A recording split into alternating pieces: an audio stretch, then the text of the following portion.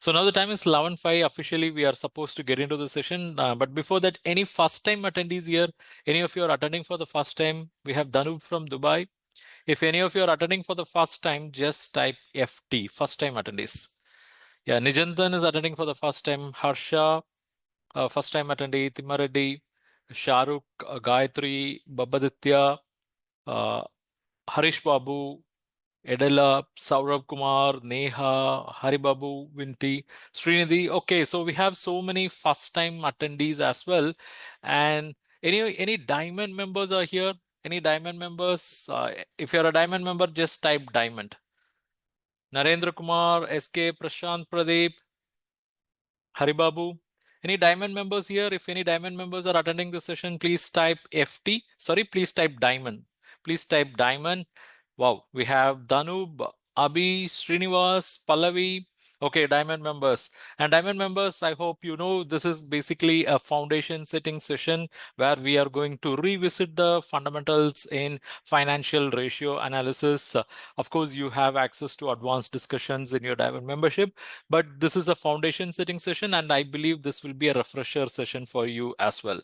Yeah, we have Kuldeep Rana, diamond member, Viswajit, Haribabu. Okay, so now it's time for us to get started. Let me share my presentation screen. Just let me know whether the screen is visible. Okay. I hope the screen is visible for all of you.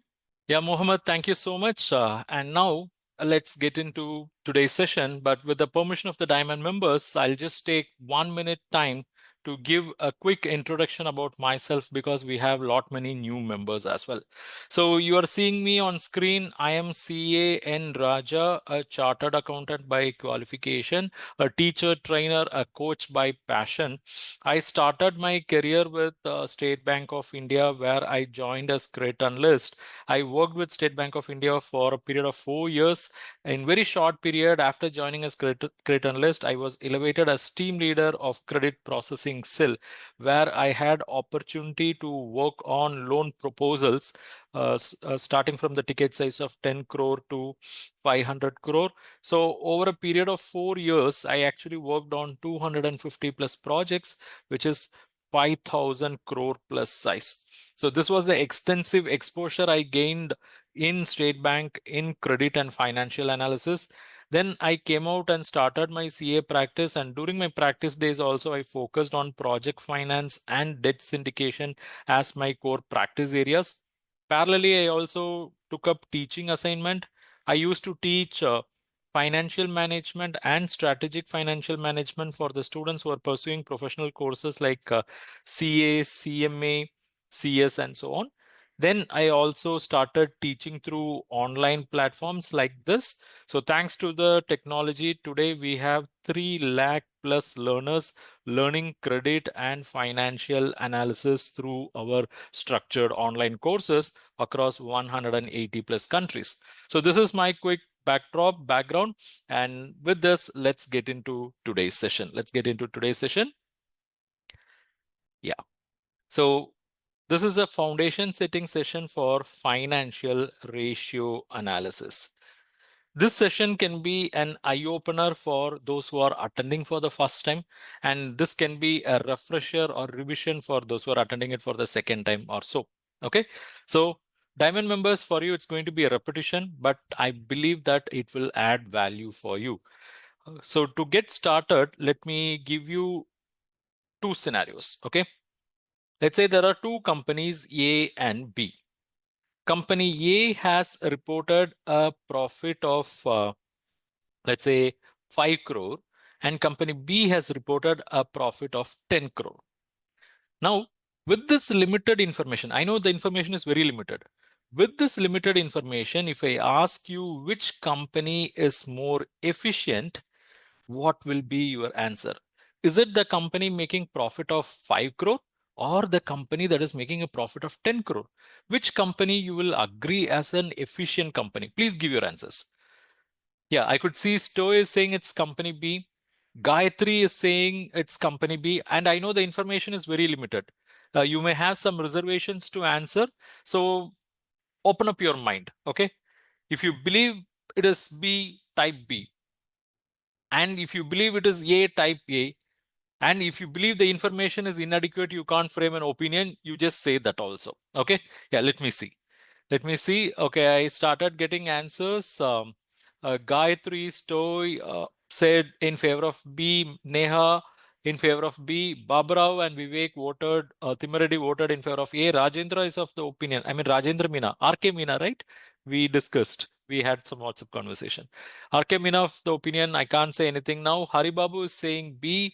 Ahmad rather is of the opinion. I cannot come to a conclusion by looking at this. I need to see the cash flow statement. Kuldeep Rana is of opinion it's B, and Amar is B, but Amar also has got some reservation.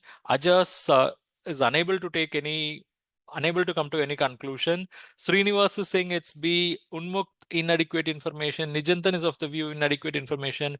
Mohammed B. Saurabh can't decide. Manoj is of the opinion we need some more information. Abhi is also of the opinion we need some more information. Yeah, what about others? Just type A or B. Just type A or B. So what I could see now is we have Khalil saying we have to look into other factors as well.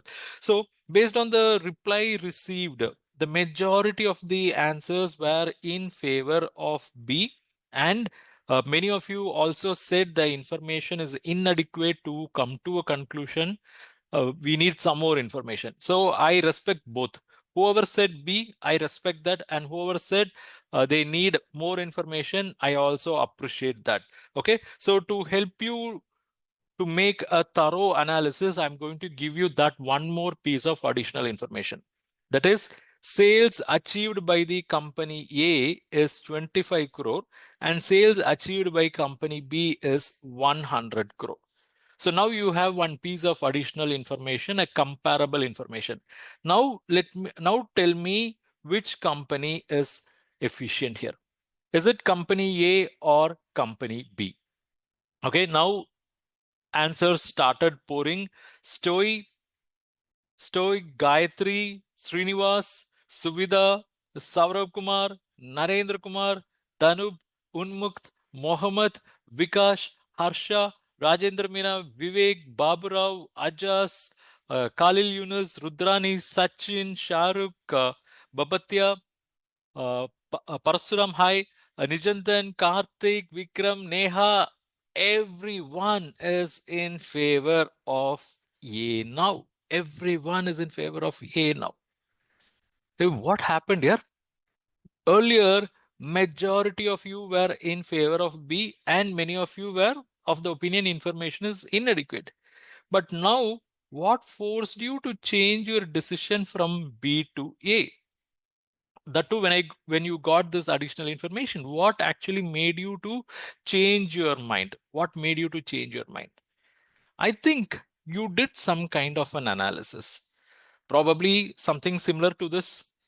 You compared 5 crore profit with 25 crore, and you understood that this 5 on 25 represents 20%, right? Then I think you also compared 10 crore with 100 crore, and you concluded that it is only 10%. So this made you to compare these two. That is, company B is making only 10% profit margin, whereas company A is making 20% profit margin. It means if company B is making a sales of 1 rupee, okay, if they are making a sales of 1 rupee, they are capable of making profit of only 10 paise out of it. 10 paise out of it. But if company A is going to make a sales of 1 rupee, they are able to make a profit of 20 paise out of it. So I think you went to the grass level of comparison and it actually makes sense. Is it not? Because the sales 1 rupee in both the cases it is same. But company A makes only 10 paise profit. It means 90 paise goes towards expenses. Whereas company B makes 20 paise profit. It means only 80 paise goes towards expenses. That means they are making 20% profit margin, which is greater than 10 percentage profit margin. And I believe that's the reason majority of you concluded company A is better than company B. So the kind of analysis what you have done here is called as profitability analysis. Is called as profitability analysis, where you just did only one part. Profitability analysis is a big area where you just did only one part. That is, you compared the profit with the sales, and in order to express that as percentage, we have to multiply with 100. So this basically gives you what is known as profit margin. And this is actually a ratio. This is actually one of the financial ratio which is widely used by the key stakeholders. Key stakeholders, whoever going to evaluate a business, they will look into this ratio. They will look into this ratio to understand how efficient the business is able to make profit out of the sales. Are they making 10%, 20%, 30%, or are they losing money, or are they making only thin profit? Okay. So this is one of the widely used ratio, and I believe you all have did this analysis, whether you are aware of this ratio or unaware, but this comparison helped you to take a decision. And let me tell you, that's the power of ratio analysis. That's the power of ratio analysis. Why I'm saying it is a power of ratio analysis? Because earlier, when you took decision based on raw data, that is when you are just given the information about the profit and nothing else, many of you were actually inclined towards B, and many were of the opinion information is inadequate. But many sided B because you are taking information by looking at the standalone. Sorry, you are taking decision by looking at the standalone information. In finance, never ever take a financial decision by looking at the standalone numbers. You have to compare them. You have to compare them with the relatable parameter. Here, profit can be compared with the sales, which is a relatable parameter. And when we compared it, it gave us an additional information. Yes or no? When we compared, it gave us an additional information. And that additional information helped us to take what is known as meaningful decision. Meaningful decision. And that's the actual role of the financial ratios. That is, it should give you additional information so that you can take meaningful economic decision. Here, changing your decision from B to A was actually facilitated only because of the ratio called profit margin here, only because of the ratio called profit margin. Okay, so this is the backdrop I want to set today to kickstart our session. Is this clear? Whether my message is loud, clear, and straightforward? If everything is clear and if you are ready to jump into the session, just type start. Just type start so we can deep dive. Yes. Thank you. Thank you so much.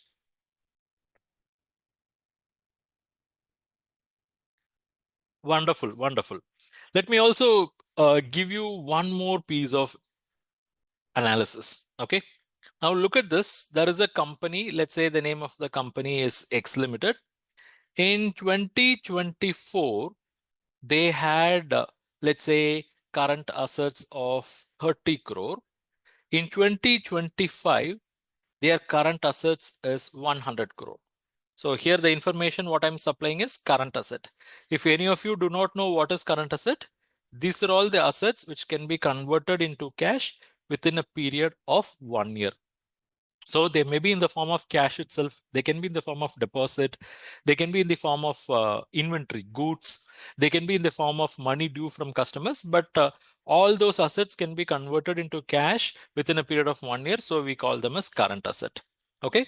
So now my question is, in 2024, they had 30 crore of current asset. In 2025, they have 100 crore of current asset. In your opinion, in which year they appear to be more comfortable? In which year they appear to be more comfortable? Is it when they had 30 crore of current asset or when they have 100 crore of current asset? In which year they are more strong? Is it when they had only 30 crore or when they have 100 crore? I mean, do not get into deeper analysis just because I have given only the limited information. I've given only the limited information. Look at this information and what comes to your mind. Okay, we'll do deeper analysis after this. Yeah. So let me see the responses. Saraswati is saying 2025, Surya Narayana 2025. We have Nijantan and Yunus favoring 24. Ajas, more information needed. Vikas 2025. Imithias 2025. Krishna Prasad, Harsha 2025. We have one or two participants, Neha and Haribabu 24. Amar Sachin 25. Mohammad Ashish 25. Then Gayatri 25, Kuldeep Rana 25, Bhagwat 25. Vivek is of the opinion more information is needed. Okay. Stoy unable to ascertain, Yashwant Kumar 25. So here also what is happening is majority of the participants are favoring that in 2025 this company appears to be more comfortable or more stronger because they have 100 crore of assets. Earlier they had only 30 crore. It means there is a growth of around 70 crore. So they have grown big. So it appears that in 2025 they are stronger, they are more comfortable. But as I told you earlier, we cannot come to a conclusion just by looking at the standalone numbers. Here, this is the standalone number. Here, if at all a comparison can be done, it is only the growth. That is from 30 crore, this has grown by 70 crore. So it is 100 crore, but no other comparison is possible. But in finance, if you want to take decision, you need a comparable information. So for that, let me give you one more piece of information. One more piece of information, that is the current liability. Current liability means these are all the liabilities that have to be repaid within a period of 1 year. Current assets means they can be converted into cash within a period of 1 year. Current liability means these are all the liabilities that have to be repaid within a period of 1 year. Okay. Now look at here. In 2024, their current liability is 15 crore. In 2025, their current liability is 120 crore. 120 crore. Okay. Now tell me in which year they were comfortable. Is it in 2024 or 2025? Okay. Answers started pouring. Yeah. Nijantan 2024. Okay. Harsha 24. Vikas 24. Mithyas, Saraswati, Krishna Prasad, Saravanan, Mohammad Wasim, Yashwant, Narendra Kumar, Babu Rao, Khalil Yunus, Gayatri, Srinivas, Ajas, Manmit, Sachin, Haribabu Vinti, Danub, Kuldeep Rana, Purna Chandra Rao, Rudrani, Vivek, Amar. The gap is going. The gap is going. Rudrani, yeah. Karthik, Amar, Saurabh Kumar, Ashish, Sarfraz Alam. Very good, very good. So now majority of the participants, I think no one talked about 25 or only one or two participants. Yeah. Now the majority participants are saying that it is in 2024, they appear to be more comfortable, more stronger. Why is that? It's because in 2024, they had obligations of 15 crore that have to be settled within a period of 1 year. And for settling the obligation, they had resources in the form of current assets. It means for paying 15 crore, they have 30 crore with them. This 30 crore may be in different forms, but they can be converted into cash within a period of 1 year. And with that, they can pay off this 15 crore. But in 2025, you see what happened? Within 1 year, they have to pay 120 crore. And for paying 120 crore, what they have is only 100 crore.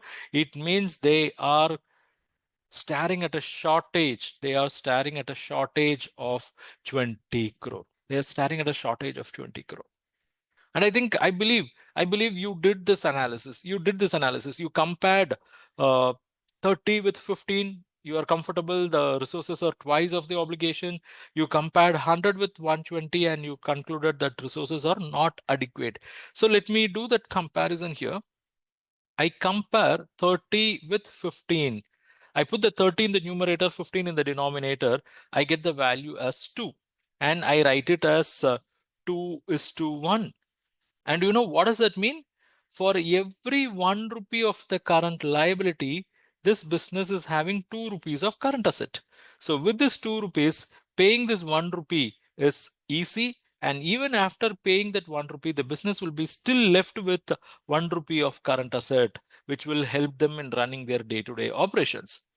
But if you look at 2025, they have current assets of only 100 crore for settling 120 crore.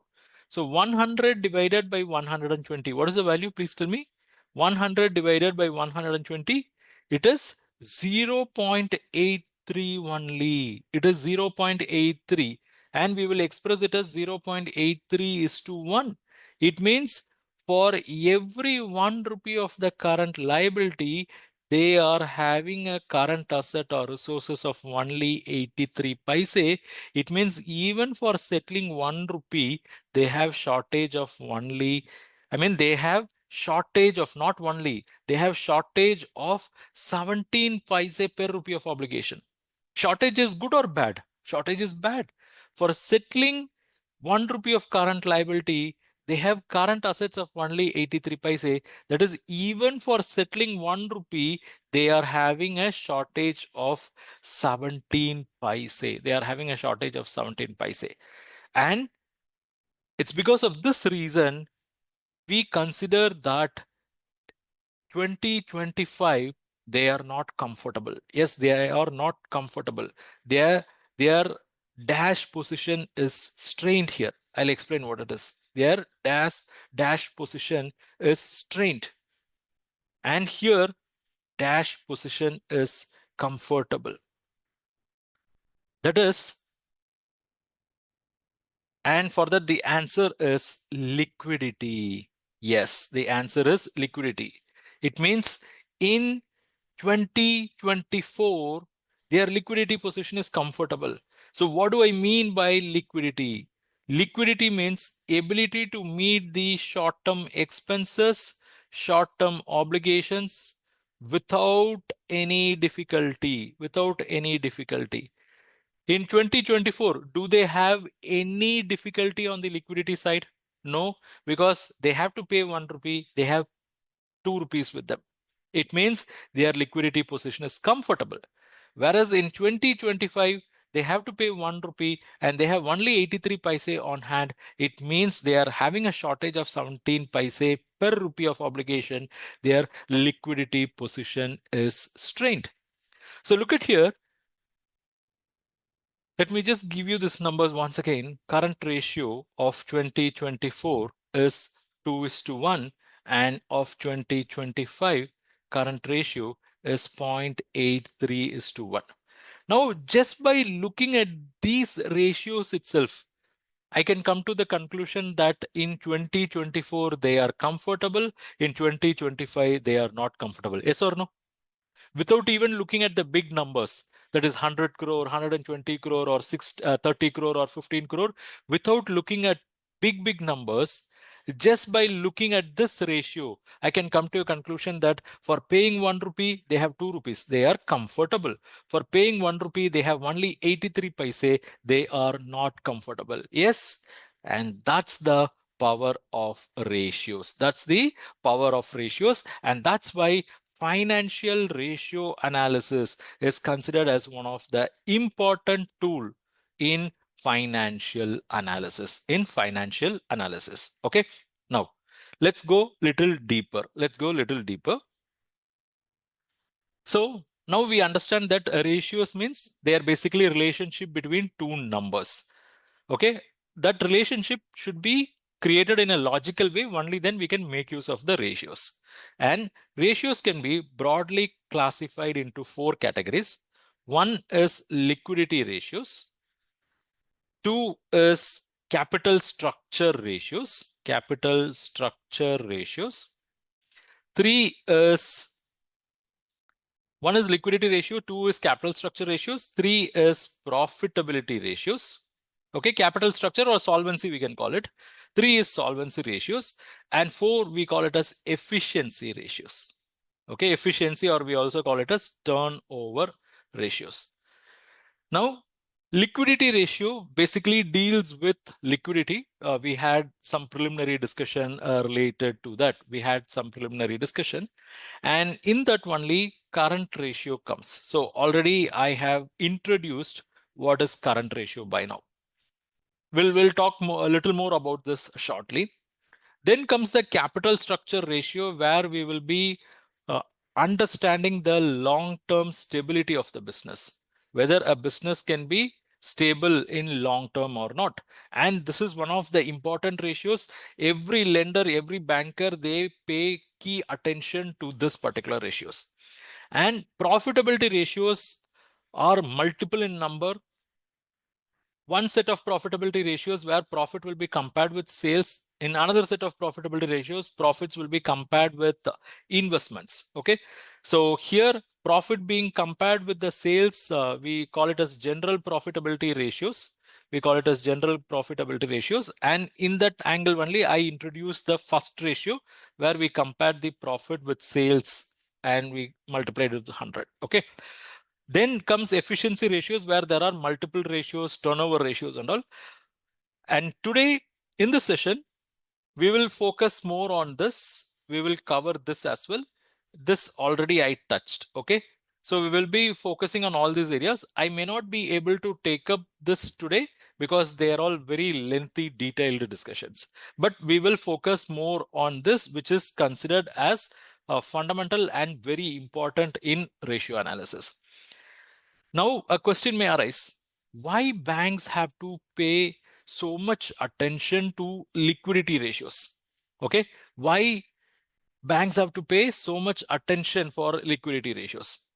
Now, just tell me, look at the scenario. Let's say a company has approached you for a loan. A company has approached you for a loan. They are already running business. They are making 10% profit margin. Okay, this is a company already running. They are making 10% profit margin. They have asked a loan from your bank. Your bank has also given the loan. And with the loan, they have put up a project, and that project clicked. It worked very well. And because of that, the profit margin of the company moved from 10% to 25%. Earlier, they used to make only 10% profit, but now they are making 25% profit. And let's say this loan was given at the rate of 12%, 12% interest. Now, look at here, the profit of the business has jumped from 10 to 25%. It means that customer is making additional profit of 15%. Now, if that customer is making additional profit of 15%, will he pay additional interest to the bank? Will he pay additional interest to the bank? Because it's because of the bank money only he has put up the project, and because of that he is able to make more sales, he is able to make more profit. But my question is, since because he put up the project with bank loan, and since because he is able to make more profit, will he pay additional interest to bank? All of you, please think and tell me, will he pay additional interest? Answer is absolute no. He will not pay additional interest. Why? Because already both banker and the borrower has gone into an agreement where the interest will be only 12%, let whatsoever may happen in the business. So if a business is going to make more profit, banker is not going to get any additional share. But let's say instead of a project becoming success, it is landing into failure. Earlier, they were making 10% profit. Now the project failed terribly. And because of that, instead of making profit, this business started reporting losses. And they are not making enough cash to pay interest. So they are defaulting. They are defaulting in payment of interest and principal. Let's say the security is also not fetching any value. Okay, no value, or they are not enforceable, or they are fetching only less value than expected. In that case, the bank is exposed to loss. Yes or no? In that case, the bank is exposed to loss. Yes or no? Just tell me. Yes. in that scenario, the bank is exposed to loss. Look how contradicting it is. When the borrower makes more profit, bank will not get any additional profit. But if the borrower suffers loss, bank also has to suffer loss. Yes or no? When the borrower makes more profit, bank is not going to get additional profit.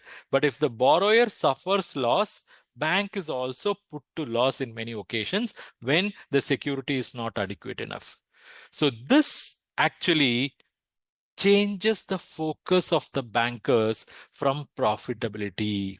Are you getting me? So bankers are not enticed, bankers are not excited when a business makes super duper profit. Why? Anyhow, they are going to get only this 12%. So what is the point? If they make 25%, what they get? Nothing, only 12%. If they make even 50%, what they get? They get only 12%. So they're not at all enticed or excited about the super duper profitability of the business. What they are particular, they want to ensure they are not put into loss, because anyhow you guys are not going to give anything in profit. So at least let us safeguard ourselves that we are not going to get into the loss. And in order to ensure that they are not going to get into loss, they focus more on liquidity analysis. Okay, they focus more on liquidity. They will see whether the business is having adequate current assets to pay off the current liabilities, because bank obligations, all the obligations will come and sit under current liability. So if the current liability have to be paid, bank should have adequate corresponding current assets, only then bank will be able to get back its interest, get back its principal. Okay, so banks always, they put their primary focus on what? They put their primary focus on liquidity, and it's because of that reason, ratio called current ratio has significant place in the analysis, Okay, so if you are a banker, what should be your ultimate focus? Tell me, if you are a banker, what should be your ultimate focus? Let the profitability be there, but your ultimate focus should be, please comment, your ultimate focus should be whether the business is liquid or not. Because if the business is not liquid, there is no point in making profit also, because only liquidity, only current assets will be available for paying current liabilities, and the bank loans are part of current liabilities. Bank loans are part of current liabilities. Okay, right? Right. So liquidity position, yeah, like Harsha mentioned, liquidity position is very important. Only then the loan can be recovered.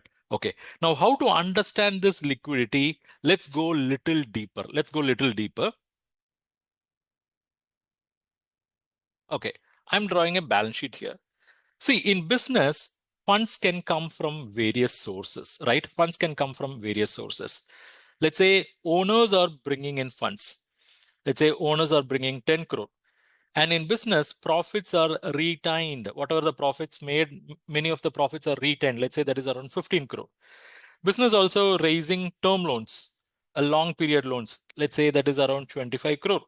And suppliers are giving credit. I'll say supplier credit. Let's say that's around 10 crore. And bank is also giving cash credit facility. That is around 15 crore. So look at here, what is the total funds raised? 75 crore. 75 crore worth of funds has been raised from various parties. And these funds are used for, let's say they are used for acquiring asset like land, building, machinery. Okay. So all this we can call as non-current assets. Why we are calling it as non-current assets? Because they are not acquired with an intention to convert as cash. Because I gave you the understanding of current asset means those assets which can be converted into cash within a period of 1 year. But if a business is purchasing land, building, machinery, they are not purchasing it with an intention of selling it tomorrow or within 1 year. Rather, they want to use it for a longer period of time. Okay, so this 75 crore used for acquiring non-current asset, and they are also used for acquiring current assets. Let's say current assets are in the form of inventory, that is goods, They are in the form of receivables, right? Let me give some number. Let's say, just a moment. 15 crore is the cash credit plus 10 crore is a supplier credit, right? Okay. So let's say around 35 crore,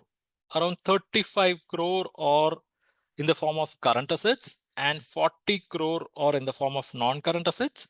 So totally it is 75 crore. Okay. Now let's do some small bifurcation as to how these funds have come, from which sources it has come. Please tell me, who is contributing the capital? It is coming from owners, right? So this is owners' money. This is owners' money. Owners' money. Yeah. Reserves and surplus. What is the reserves and surplus? These are all the profits earned by the business, reinvested inside the business itself. It means instead of reinvesting, ideally these should have been distributed to the owners, right? Because owners are entitled to profit. These are all profits reinvested inside the business itself instead of being distributed to the owners. So who is ideally eligible for this money, reserves and surplus? Who is the claimant for this money? Please answer.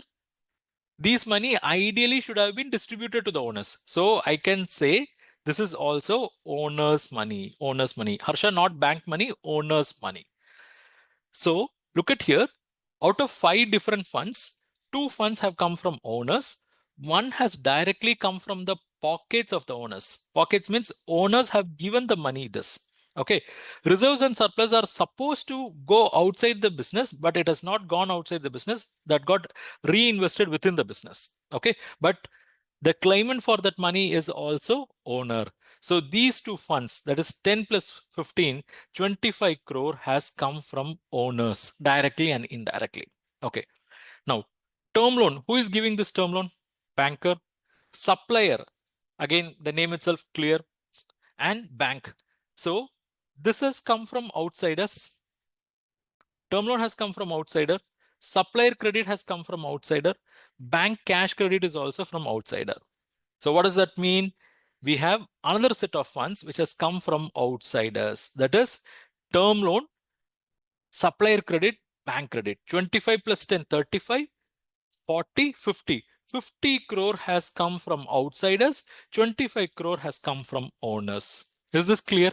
Just type clear because I'm going to change the pattern now. So far, is it clear? Funds have come from owners. Funds have come from outsiders. But if you want to do liquidity analysis, this bifurcation will not help. If you want to do liquidity analysis, this bifurcation will not help, but it will help you somewhere else, which we will cover in today's session itself. So if you want to do liquidity analysis, you have to focus on timing of the fund. You have to focus on timing of fund. Shaunak, yeah, Shaunak, correct. Director's unsecured loan. Director's unsecured loan, if it is considered as quasi-equity, then we can treat it as owner's fund. Otherwise, it has to be seen as outsiders funds. Okay. Now listen, for liquidity analysis, the focus is timing of fund. Whether the funds which had come is a short-term fund or long-term fund. That's it. Okay. Now, please answer me. The money which has come from bank cash credit, which is repayable within a period of 12 months, is it short term or long term? Just type ST or LT. Just type ST or LT. This is short term. Supplier has given a credit which have to be repaid within a period of, let's say, 30 days, 60 days, or 90 days. Short term or long term? It is short term in nature. Okay. Then there is a term loan. There is a term loan. Let's say bank has given a term loan for a period of 5 years. It is long term. The reserves and surplus and capital, which are payable to the owners only when the business is closed, only when the business is closed, short term or long term? These are long term. Okay. So now what we have done is we have classified the funds on the basis of time. So what we have is we have 3 long-term funds and 2 short-term funds. This business has raised 3 long-term funds and 2 short-term funds, right? What is 3 long-term funds? Capital plus reserves and surplus plus term loan. All 3 put together, how much? It is 50 crore. It is 50 crore. And what is the short-term fund? Supplier credit and bank credit. 10 plus 15, it is 25 crore. Okay. Now let's put our focus on the asset side. They have purchased non-current assets. They don't have any intention to sell these assets within a period of 1 year. Are they long-term or short-term? These assets, are they long-term or short-term?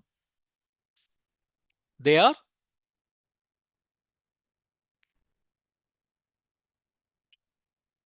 They are long-term assets. They are long-term assets. Okay, good.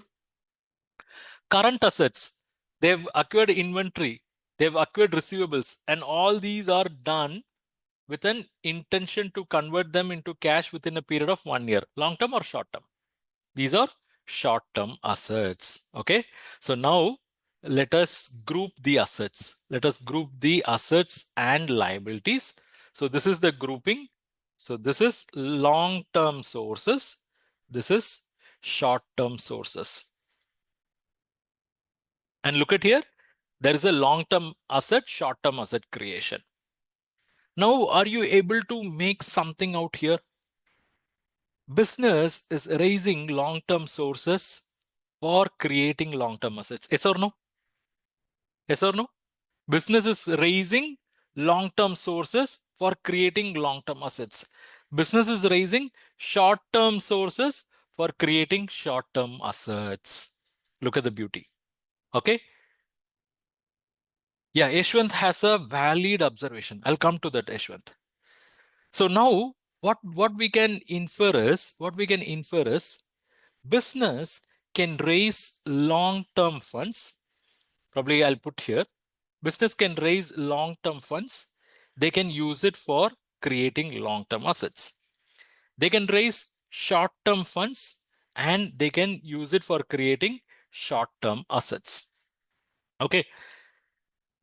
Let me give you a discipline guide now. Let me give you a discipline guide. The discipline guide is something like this. If a business is raising short-term fund, and if it is using that for creating short-term asset, then that is good actually. If a business is raising short-term fund, and if it is using that for creating short-term asset, it is good. Are you all with me? It is good. If a business is raising long-term fund and using it for creating long-term asset, then that is also good. Okay. And let's say the business is raising long-term fund and using it for creating some short-term asset. If a business is raising long-term fund and using it for creating some short-term asset, then I would say this could be best. This could be best if it is as per design. If it is as per design. What do I mean by that? Look at here. Somebody already noted, right? Yeah, look at here. Here, the long-term funds, what they have raised is 50 crore, right? 10 plus 15 plus 25. But what they have used for long-term purposes only 40 crore. 50 crore has been raised, only 40 crore has been used. I'll mention that over here as well. The long-term funds, what they have raised is 50 crore. And what they have used is only 40 crore. So what happened to the remaining 10 crore? Where did the remaining 10 crore went? If 40 out of 50 is spent here, the remaining 10 should go over here. Yes or no? Yes or no? Because that is the only source, right? 40 is spent here. The remaining 10 should ideally go over here. Okay. Now listen. The remaining 10 has gone over here. Let me put that 10. Okay. And let me just come back and pick up these numbers as well. What is the short-term funds they have raised? They've raised 25 crore. Is it not? 10 plus 15. This 25 crore was the short-term funds they have raised. So let me put that here, 25. And what is the short-term asset they have created actually? The current asset, they have created 35 crore, right? So let me put that here, 35 crore. And now can you picturize how this 35 crore asset was created? How this 35 was created? This 35 asset was created using this 25. Yes or no? This 35 is created using this 25 and the remaining 10 from here. Are you all with me? Just type with you. Just type with you because you are going to get the greatest learning now. Okay. Now listen. So this 35 is created as a result of 10 from long-term funds and 25 from short-term funds. This is short-term fund. This is long-term fund. And now they have 35 crore with them. And you know what is the beauty of this 35 crore? What is the beauty of this 35 crore? This 35 crore can be converted into cash within a period of 1 year. Yes or no? When they convert the 35 crore within a period of 1 year into cash, they have to settle 25 crore. Yes or no? This has to be settled. Yes or no? Yes. When they convert the 35 crore as cash, they have to use that to settle these guys. But remaining 10 crore, should they settle? Remaining 10 crore, should they settle? No. There is no compulsion to settle. Why? Because it has come from long-term funds. Now let me tell you the beauty of it. Let's say this 10 crore, which has come from long-term funds, is used for creating inventory and receivables. Okay. So if you are going to invest 10 crore, then for sure it will generate some profit also. Yes or no? Because this 10 crore is the investment using which you are going to create inventory. You will make it as finished goods. You will sell it to the customer and you will get the cash back. And when you get the cash back, it will come with profit as well. Yes or no? Are you all with me? This 10 crore which has come from long-term funds is invested in the inventory, in the finished goods. They are used for producing the products which are sold to the customer. And when customer pays, you will also get the profit. Let's say this 10 crore is going to help this business in making a 10% return, that is making 1 crore profit.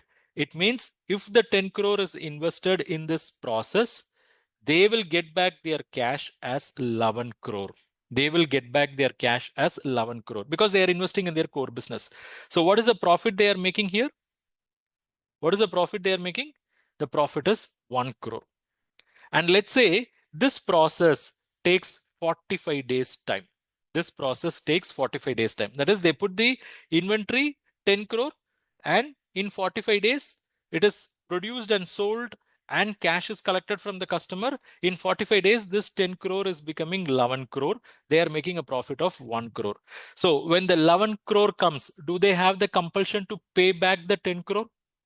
Do they have immediate compulsion to pay back the 10 crore? Yes or no? No. I hope all of you are with me. Okay. And in one cycle, what is the profit they made?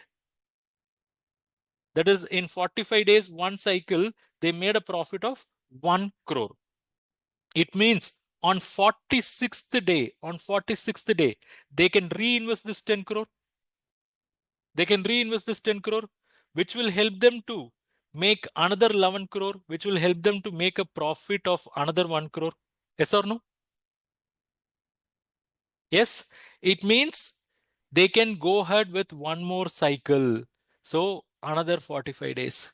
So in 90 days, what is the profit they have made? What is the profit they have made in 90 days? They have made a profit of 2 crore. In 180 days, what will be their profit? In 180 days, the profit making capability is 4 crore if the same cycle is repeated. And if it is repeated 8 times, that is for 360 days, it is going to be 8 crore profit. It is going to be 8 crore profit. And you know why all this happened? It all happened because this fund has come from long-term sources. Imagine if this fund also had come from short-term sources, then the moment this company makes 35 crore, they have to settle off. Or within a period of 1 year, they may not have opportunity to repeat the cycle. That's why I said raising long-term funds for short-term purpose is best if it is as per design. Here, they have raised 50 crore. They are aware their long-term requirements is only 40 crore. They've raised another 10 crore basically to support the short-term asset creation, because they know if they invest in short-term asset, that will give them the ability to make more profit by repeating the cycles again and again, at least 8 times in a year, at least 8 times in a year. So if it is as per design, then using the long-term funds for short-term asset could be the best thing an organization could do. Okay. But the worst thing is, if it is not as per design, then that will be a diversion. Abhi, I'm coming to your point. Okay. See here, when I say long-term funds, it can be from various sources, because what are the items we have classified under long-term funds? Owner's money, retained profits, term loans, right? These three are long-term funds. Owner's money, owners, do they need anyone's permission to use their capital in investing short-term assets? Yes or no? Tell me. Owners, do they need anyone's permission to use their money for investing in short-term assets? Answer is absolutely no. Owners, do they need anyone's permission to use their profits, for investing in current assets? No. But if they are going to use term loan for investing in current asset, and if it is not as per design, then they are actually committing a mistake. Let's say, for example, the bank has given a term loan for purchasing plant and machinery. And if that money is diverted for investment, then that is bad. Are you all agreed? If a term loan has come for purchase of specific plant and machinery, so instead of using that money in purchasing the machinery, if that is diverted for current asset, then that is a diversion. Then it is not as per design. I always maintained as per design. Here it is not as per design, because here the design is ideally this money is supposed to go to machinery, but you have changed the design. That is not acceptable. Okay. So if this is happening, this could be the best thing that could happen for a business, because business will get a lot of opportunities to repeat the cycle. Especially if it is a profit making business, then it could be the best thing. They can have disproportionate profit making capability, right? So we have understood that using short-term funds for short-term purpose is good.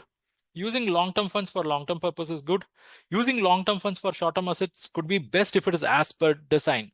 So we have seen three angles, but there is one angle which I'm yet to touch. That is using short-term funds for long-term assets. Using short-term funds for long-term assets. And that can be devastating. That can kill a business. Just a moment. Just be with me. So Timareddy is asking whether bank will agree for using long-term funds to short-term assets. Timareddy, banks give long-term loans for creating short-term assets. Banks will be giving long-term loans for supporting short-term assets. They call it as a long-term loan for shoring up of net working capital. Okay.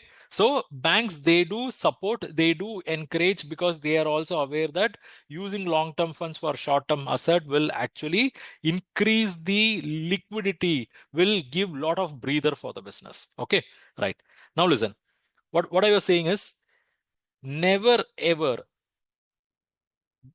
a business should use its short-term funds for long-term purpose. Never ever. Let me just change all these numbers. I'll give you a scenario where the short-term funds are being used for long-term purpose, and let's see what kind of consequence it is going to have. Let's say a business has raised a short-term fund of 40 crore, long-term fund of 40 crore. Okay. And out of this 40, they have used, let's say, 35 crore.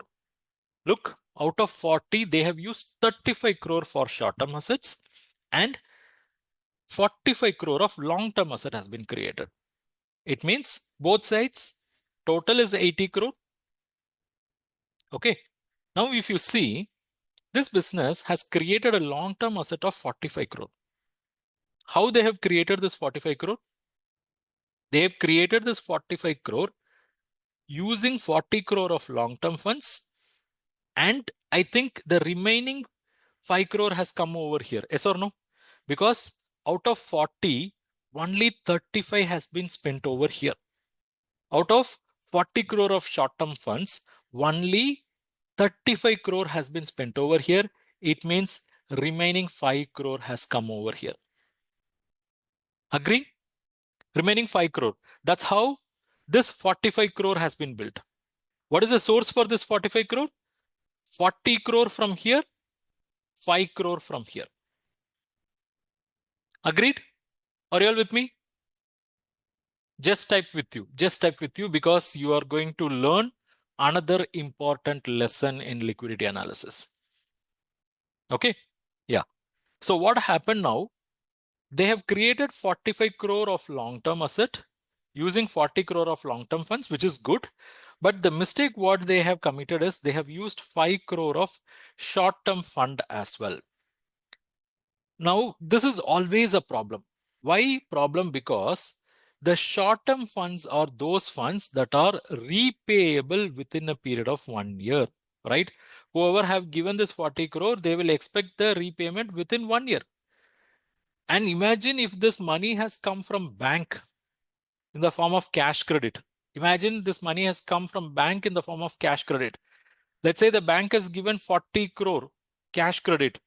It means that bank will expect the borrower to have at least 53 crore of short-term asset. Yes or no?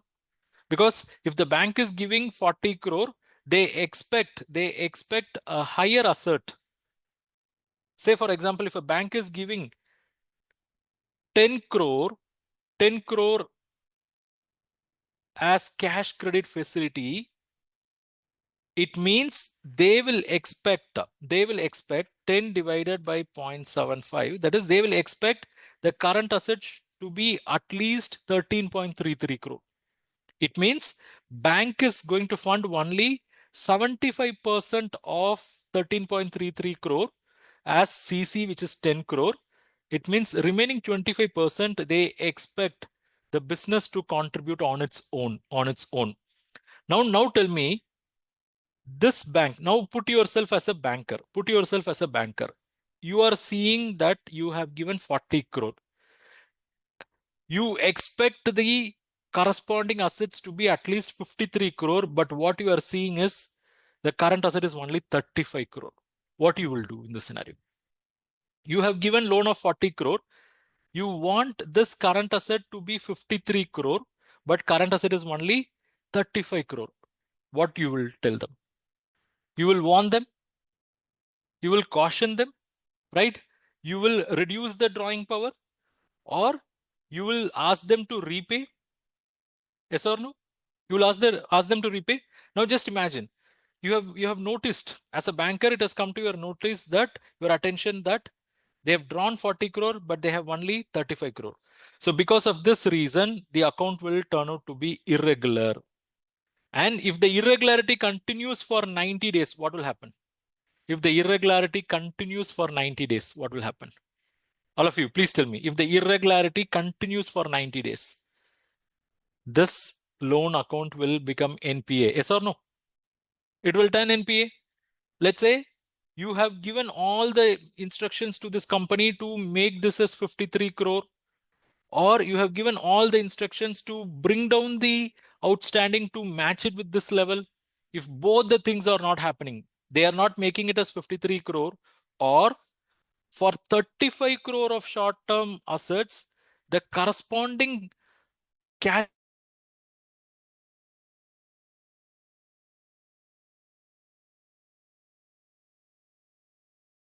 make this to 53 crore. If both things are not happening, it means account will remain irregular. And if the irregularity continues for 90 days, the account will become non-performing asset. So when the account becomes non-performing asset, think of the eventualities. What are all the things that can happen? What are all the things that can happen? What the bank will do now? Bank will try to sell all these assets, yes or no? The bank will try to sell all these assets. Am I right? Because these are all the primary securities. For recovering 40 crore, they will try to sell all the 35 crore asset. So now tell me, what is the loan outstanding? 40 crore. What is the asset available? 35 crore. So what is the loss for the bank now, or loss, or say shortage? Let us not call it as loss now itself. It is shortage. What is the shortage now? Is it 5 crore? The shortage is 5 crore.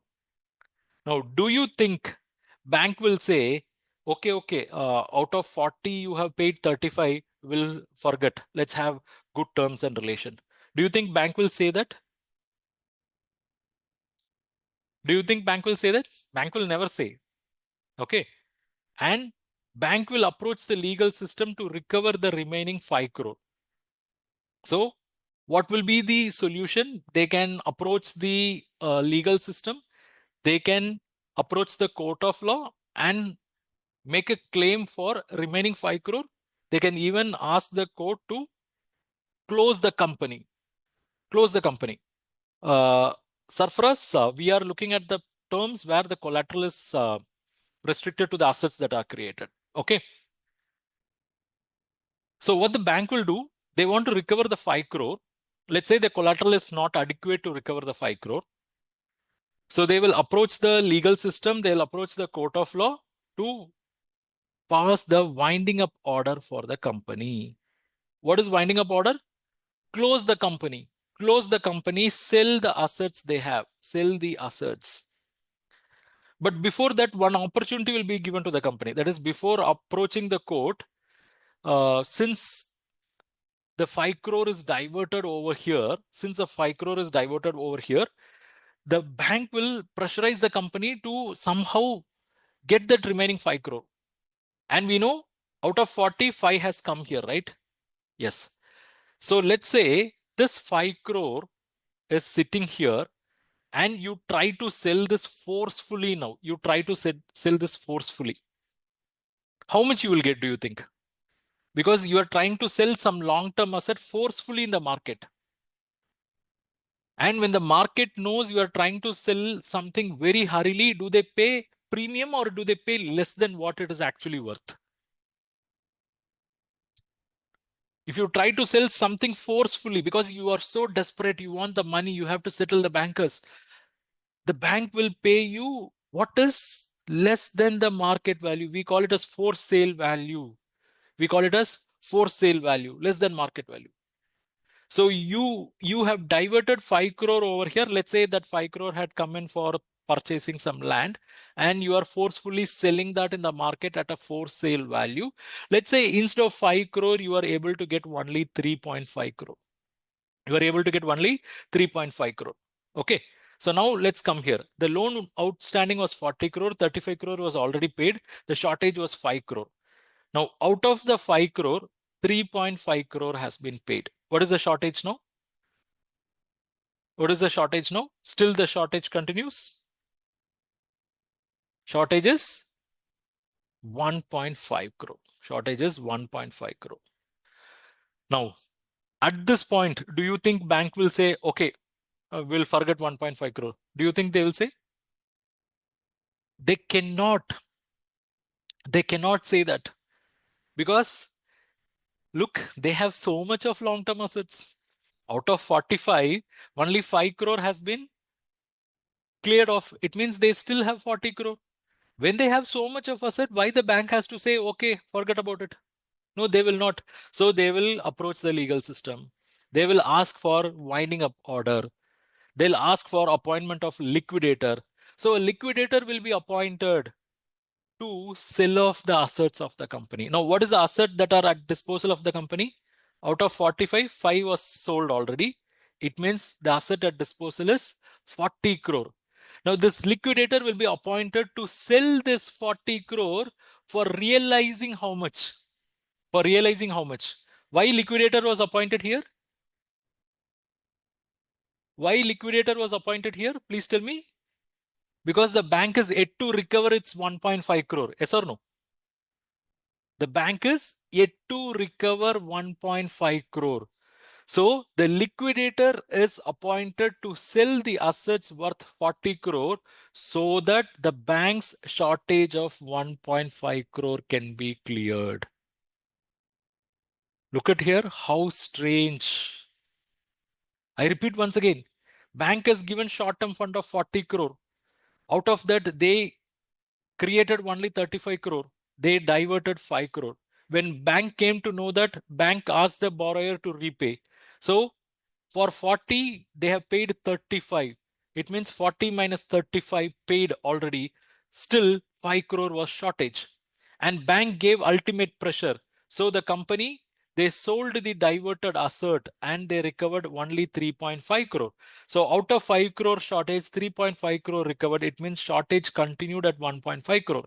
Bank was not ready to leave. Bank approached the court of law to wind up the company, sell the existing asset. They are left with the remaining asset of 40 crore. And a liquidator was appointed to sell this 40 crore worth of asset so that they can pay the bank remaining 1.5 crore. Look, for a mere payment of 1.5 crore, this business activities are closed now. Yes or no? If a liquidator is appointed means what? Business is closed.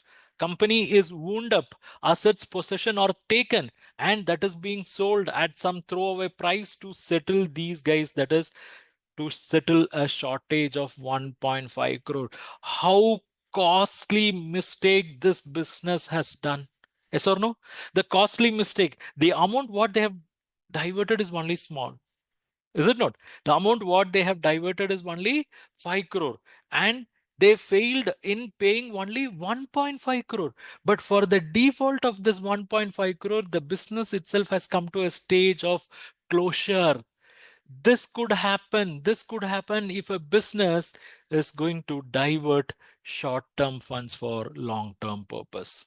Are you all with me? Look how disastrous it could be.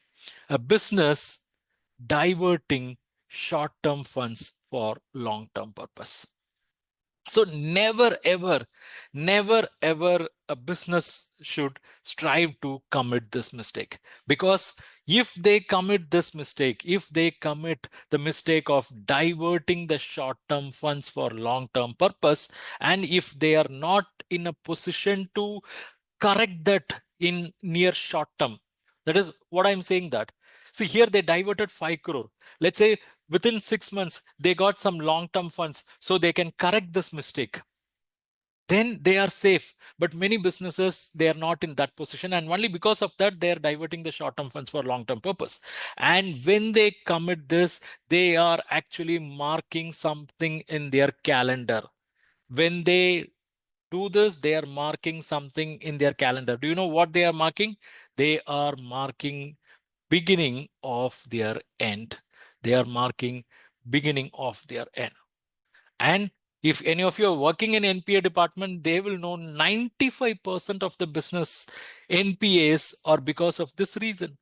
We think that business failed because of competition, because of technology, because of product quality, because of labor issues, legal issues, political issues, geographical issues. We think like that. But only 5% of the businesses are failing because of those reasons. Remaining 95% of the businesses are actually failing because of financial mismanagement. And if you go deeper into what was that financial mismanagement, you will understand they are the culprits who have diverted short-term funds for long-term purpose.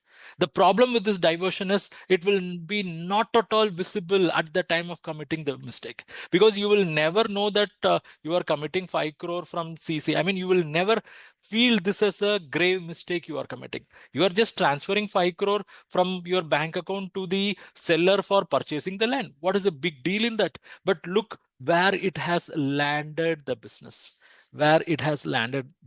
right? So it could happen to any business if they are not going to have financial planning or financial discipline. So this is the major takeaway for you in today's session. The message is very simple, subtle, clear.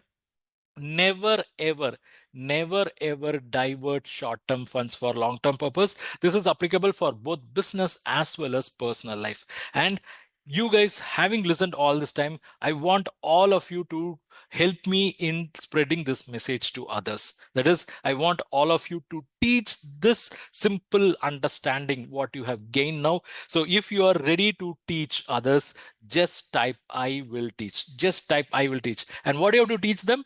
The message is very simple. Never divert short-term funds for long-term purpose. Just type I will teach. Just type I will teach. It means you got the message, you got the essence, you got the purpose. Yes?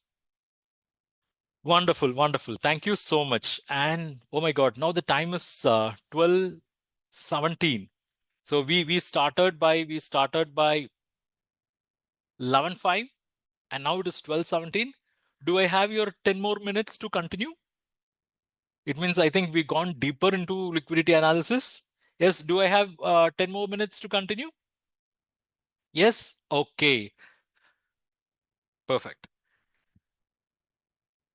The next area, what I want all of you to focus is the debt equity analysis.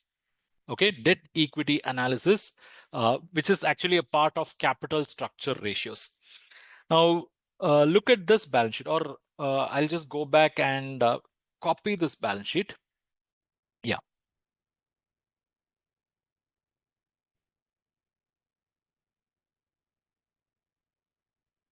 Let me just copy this balance sheet. Or I'll do one thing, I'll copy paste. Okay. Now look at this balance sheet. Here you have funds raised from various people, right? Funds raised from various people, that is owners, from outsiders. And those funds are deployed for various purposes. And already I gave you the classification. Here funds have come from two different sources. Earlier, I introduced those sources, right? The funds have come from owners. Funds have come from outsiders. These are all the funds that have come from owners. These are all the funds that have come from outsiders. So what is the overall funds that have come from owners, which is 10 plus 15, 25 crore. So we call it as equity. Equity is 25 crore. And what is the funds that have come from outsiders? It is 25 plus 10 plus 15. So outside liabilities, we call it as outside liabilities, which is 25 plus 10, 35, 35, 40, 50. So 50 crore. So in capital structure debt equity analysis, what we will do is we will compare the debt with equity. So look at here, this outside liabilities are considered as debt. Debt is 50 crore and owner's money is considered as equity, which is 25 crore. So 50 divided by 25, you get the value as 2. 50 divided by 25, you get the value as 2. Now let me put that here. Debt equity ratio, when the ratio is 50 divided by 25, when it is 2, we express it as 2:1. And you know what does that mean? For every 1 rupee of the equity contributed, the money contributed by the owners, this business is having a debt of 2 rupees. For every 1 rupee contributed by the owners, the business is borrowing debt of 2 rupees. It means if we say the business is raising 2 plus 1, 3 rupees, okay, if we say the business is raising 2 plus 1, 3 rupees, 2 out of 3, that is 67% is coming from debt, and 1 out of 3, that is 33% is coming from owners. Yes or no? 67% is coming from debt and 33% is coming from owners. And that's what this ratio communicates. So by looking at this ratio, we understand how much owners have invested in the business and how much this business is dependent on outsiders. Let me give you another scenario where debt equity ratio is 3:1. If the debt equity ratio is 3:1, it means if the business is raising 3 plus 1, 4 rupees, in that 3 out of 4, that is 75% is coming from owners, and 1 out of 4, that is 25%. Okay, a small correction. It's not a correction, it's a mistake. Yeah. When we say 3:1, it means this 1 rupee is coming from owners and this 3 rupees is coming from outsiders, right? So for every 1 rupee contributed by the owner, this business is borrowing 3 rupees. It means 3/4, 75% is coming in the form of borrowings and 25% is coming from owners. Okay. So now tell me, you have two scenarios in front of you. We call it as scenario 1. We call this as scenario 2. Which scenario, in your opinion, is slightly risky? Which scenario is slightly risky? Is it scenario 1 or scenario 2? Comparatively, scenario 2 is slightly risky. Why scenario 2 is slightly risky? Because here the debt dependence is high. Debt is high. And what is the problem if the business is going to have debt, high debt? The high debt is going to attract what is known as financial risk. It will attract what is known as financial risk. What do I mean by financial risk? See, when they have more debt, they are supposed to pay interest. They are supposed to pay principal, right? When they have more debt, they are supposed to pay interest and they're supposed to pay principal. Yeah. So these have to be paid irrespective of business scenario. These have to be paid irrespective of business condition.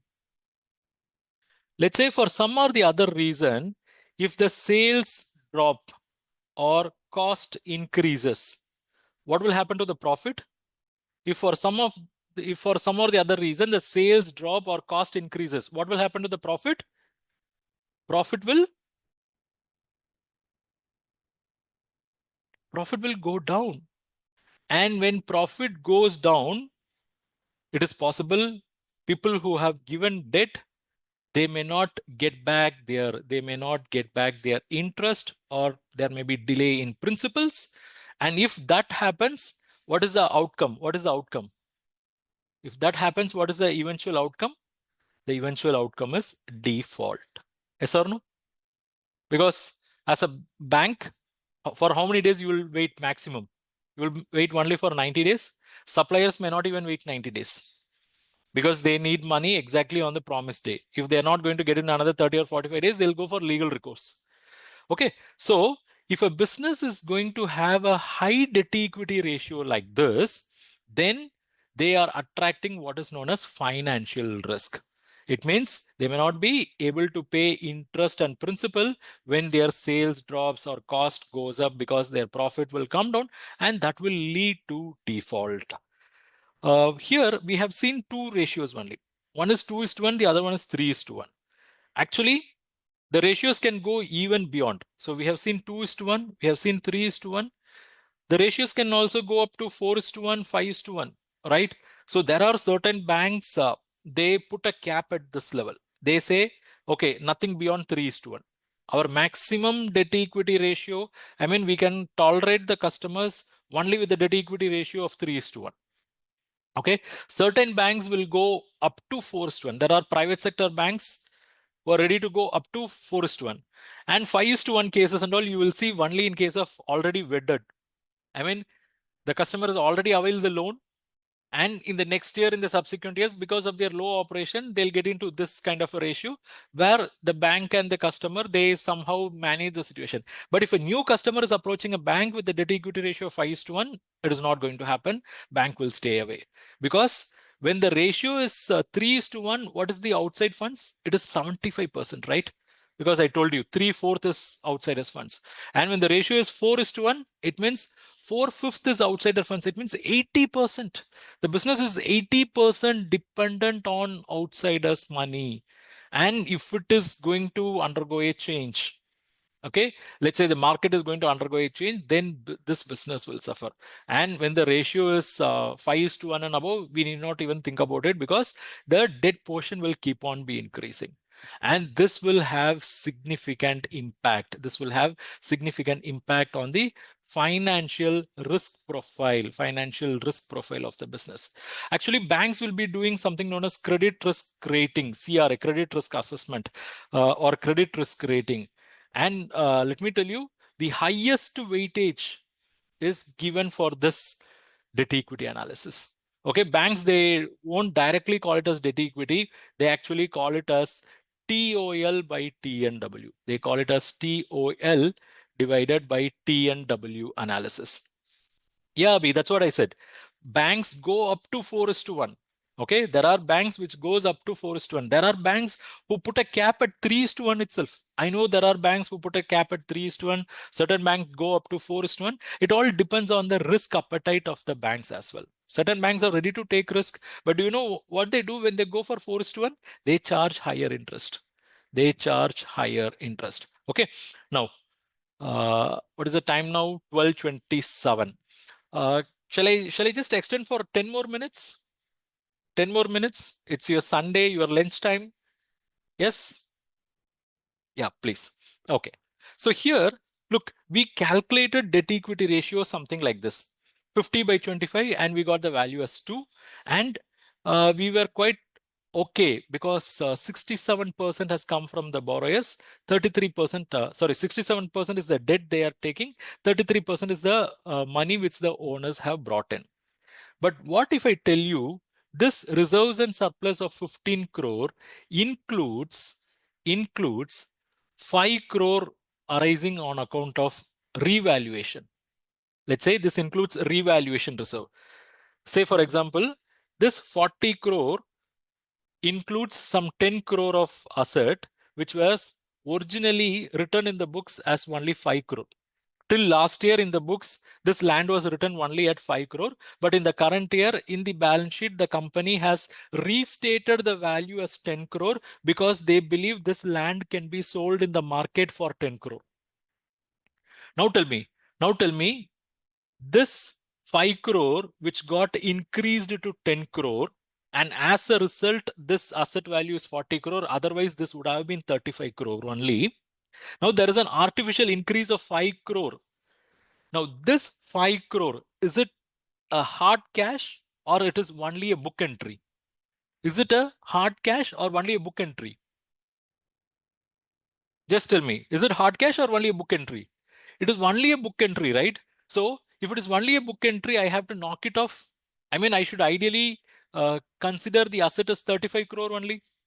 So if I want to remove that 5 crore from here, I should also remove it from this side. Yes or no? Yes or no? Because if I want to remove that 5 crore from here, I should also remove it from here. Can I go and reduce bank cash credit for that? Answer is no, it is real. Can I reduce supplier credit? No, he will hit me. Can I reduce term loan? No, I have already signed an agreement. So where I can go and adjust that remaining 5 crore? I can adjust that only over here. Yes or no? So this revaluation reserve is inclusive of 5 crore of, this reserves and surplus is inclusive of revaluation reserve of 5 crore, which is on account of revaluing the land. So far we were believing the owner's contribution is 10 plus 15, 25 crore. Now you tell me, is it 25 crore or 25 minus 5, 20 crore? Tell me, what is the owner's contribution? Is it 25 crore or 25 minus 5, 20? It is 20 crore only. It is 20 crore, right? So here we believed that debt is 50 crore, which is true, but we believed that owner's money equity is 25 crore, but of that I have to knock off revaluation reserve of 5 crore. So owner's money is only 20 crore. Okay. Now let me give you one more shocker. This land and, sorry, not land, this non-current asset, okay, let us say this also includes an item called goodwill. So this 40 crore is a result of multiple items, which is land, building, machinery, goodwill as well. Okay. Now, this goodwill amount is, let's say, 7.5 crore. This goodwill amount is 7.5 crore, which is included in this 40 crore. Now, just imagine the scenario where this business has defaulted the loan. So the company is unable to pay the loan. So after covering all the primary security, the bank has approached the law to take control of all other assets, sell them and get some money so that loan can be recovered. Okay.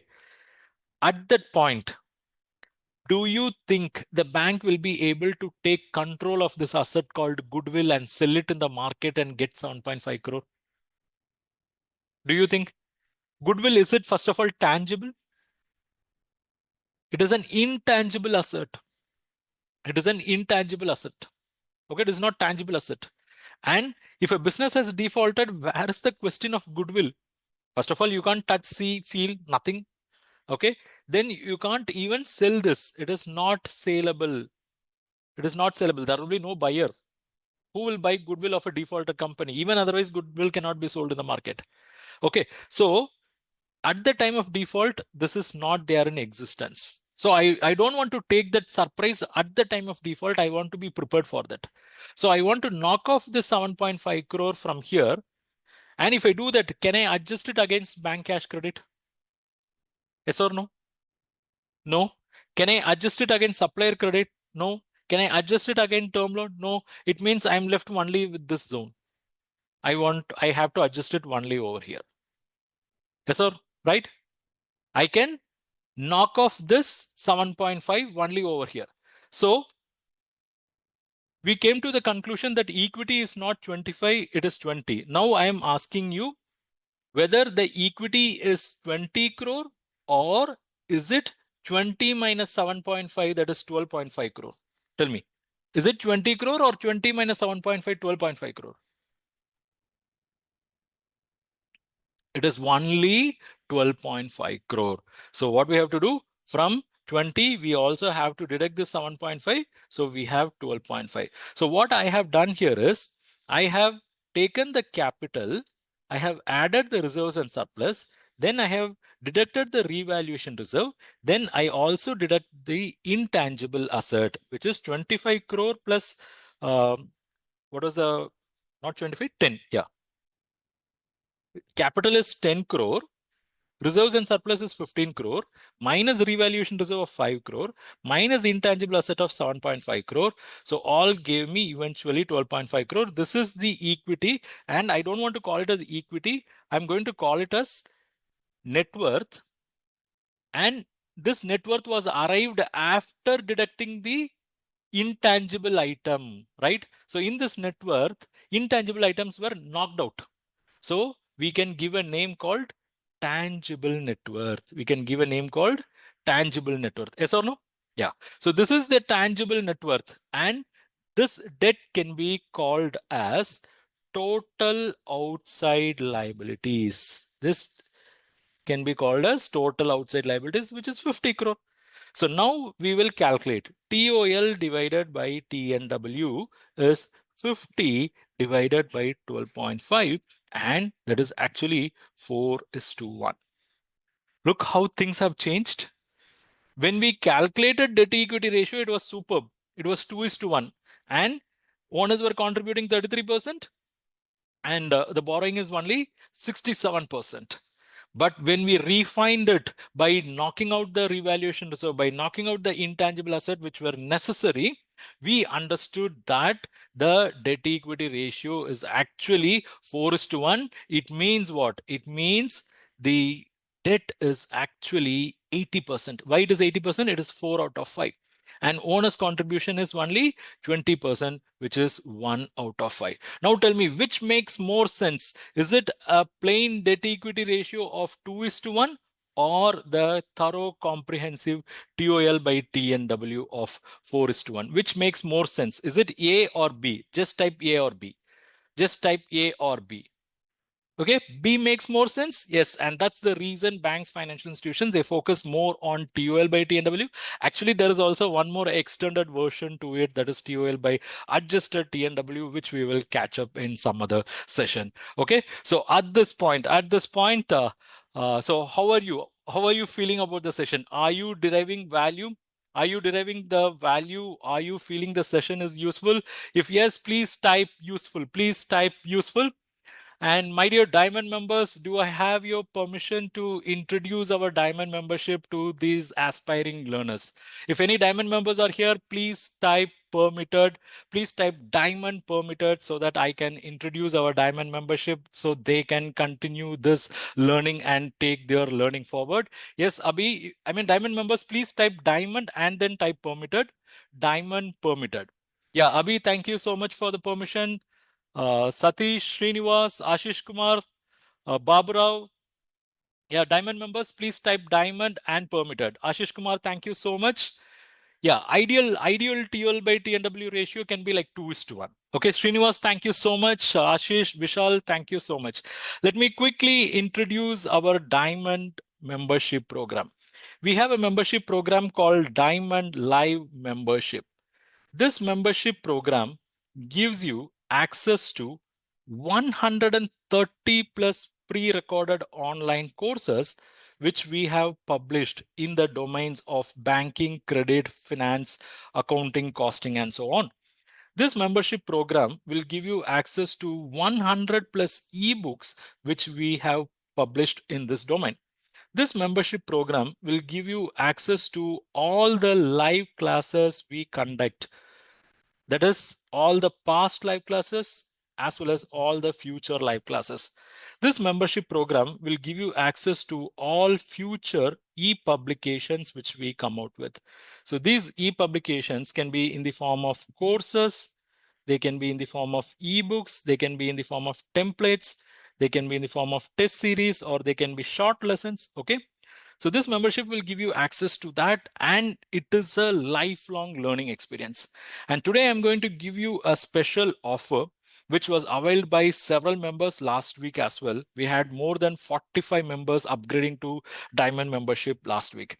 So I'm going to open the window for you to upgrade to Diamond membership. And for that, what you have to do is you just have to WhatsApp me 90251 00249. Okay, you have to send me a message called Sunday Diamond right now.